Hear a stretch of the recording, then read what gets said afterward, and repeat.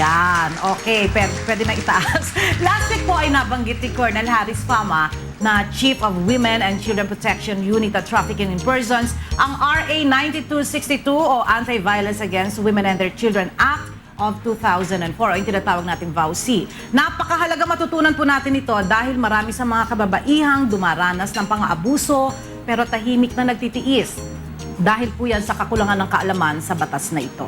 Makakasama natin today si Attorney Imelda Roque upang ipaliwanag ang mga nakasaad sa RA 9262. Good morning, Attorney! Good morning, Attorney! Good morning, rise and shine! Yeah! Diba? Ang ganda ng bati ni Attorney Rise and Shine. Lagi kita nakikita dyan.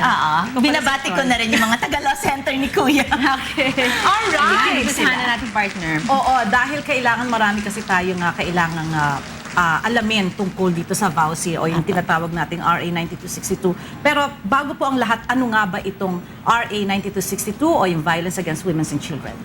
Yung Violence Against Women and Children's Act, isinabatas ito para maproteksyonan natin yung ating mga kababaihan, tsaka yung mga anak nila, mga bata, from physical harm. At para mas secure din yung safety nila. So aside from physical, ano pa po? Emotional, psychological, financial, sa lahat po yan kasama dyan sa batas na yan. Okay. Okay, partner. Partner, ito naman, who are considered children? Yung sa batas natin ngayon na existing, ang mga bata, yung under 18 years of age. Okay. So 18 years of age, pababa lang. So yung pataas hindi na sila Under. kasal. So 17 pababa. Para ba So, mga- legitimate and illegitimate? Pareho lang yon. pareho lang. Okay. So meron din po kasi tayong tinatawag na protection orders. Apo. So ano-ano po ito? Ito pong protection order, halimbawa, ang isang babae o yung anak niya na subject na sa abuse, physical abuse. So, ang gagawin ng babae na to para maproteksyonan siya o yung anak niya, mag-a-apply siya for protection order. Either na sa barangay o sa court. Dun sa barangay, maggagawa lang siya ng complaint, written, tapos may signature niya.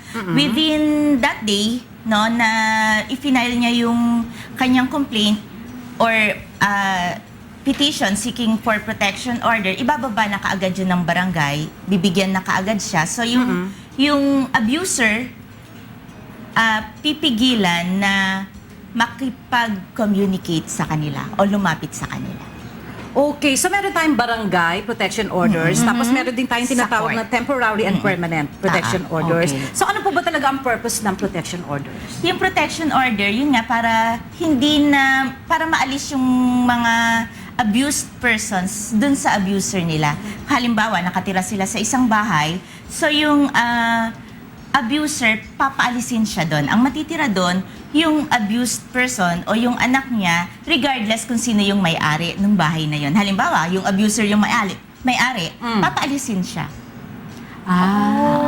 Okay. Oo, di ba? Okay. Ganito kasi, sige po. yung mga victims dito sa RA 9262, yung asawa or ex-wife or yung may Kung boyfriend, sexual relationship. yun, meron silang nagdi-dating, yan. So, kasama. sila, oo. Alright. And their Ay, mga children. nanliligaw pa lang. Kasama? Hindi. Hindi nakasama doon.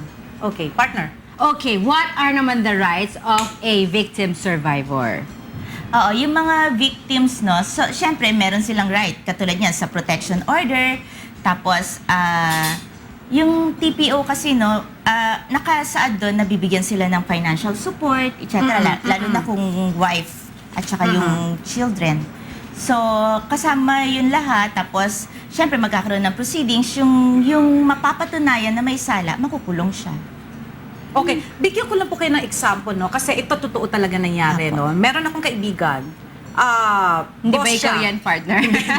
Boss siya, lalaki, okay? Mga 40 and above, And then, nabuntis niya yung co-worker niya. Okay. Mga 22 years old. Pwede ba siya mag-file using RA 9262? Ganito, dapat kasi may abuses para mo ma-file yung RA 9262. So, yung mga abuses dyan, katulad nun, physical harm. Ngayon, kung na-subject siya doon, pwede niyang i-avail ang RA 9262. Or, kung halimbawa, ayaw Hindi, gusto siyang niya financial. Yan, Pwede. kasama. Pwede ko pala Okay. ituro yun. Okay, partner. Meron bang mga programs para sa rehabilitasyon ng mga biktima? I think so, no? Kasi itong mga pulis natin, PNP, Mm-mm. so mga tinitrain na sila around nationwide ng tungkol dyan. So merong mga rehabilitation, syempre tutulungan yung mga victims na makabalik. Kasi syempre may psychological effect yan pag nasubject ka sa abuse. Usually nga yung mga abuse hindi sila nagsasabi kasi nahiya sila. So, Okay. tutulungan sila. Itong PNP, meron silang mga psychologists na tumutulong sa mga abused persons, maka-integrate uli sila sa society. Meron tayong tinatawag na mandatory services for the victims.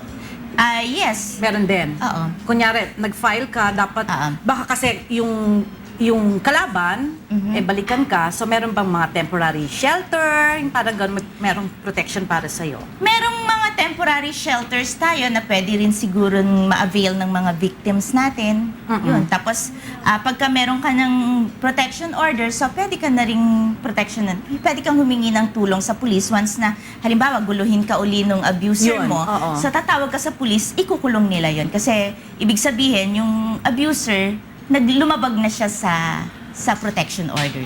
Ito naman Sa importante, ito partner. Siguro ko yan, may nangyari na. So ano-ano yung mga steps to filing a RA 266. 9262? Pagka may- Mahirap po ba? Hindi naman, no. Pagka meron kasing lumalapit sa atin na ganyan, talagang ang pinapayo natin sa kanila, pumunta ka agad sila sa pulis. Kahit barangay, pwede rin muna po. Barangay Pwede. muna ba? Barangay muna. Pwedeng barangay muna, pwedeng pulis na. Kung sino yung pinakamalapit. Alright. Pwedeng ganon.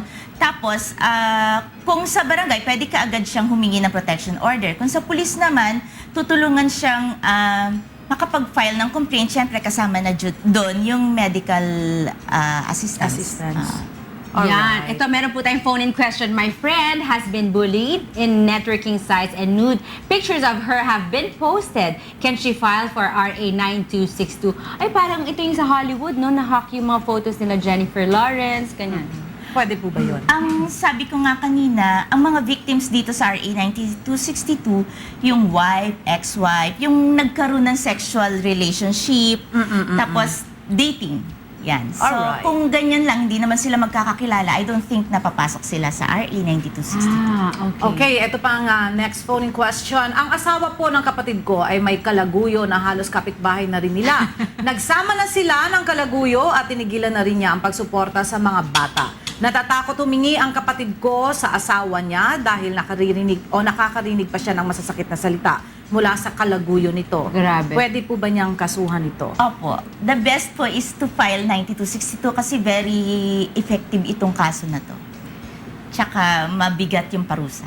Ayan. Okay. Ano po yung tinatawag naman natin na battered woman syndrome? Yung battered woman syndrome, yun yung paulit-ulit na nasa-subject siya sa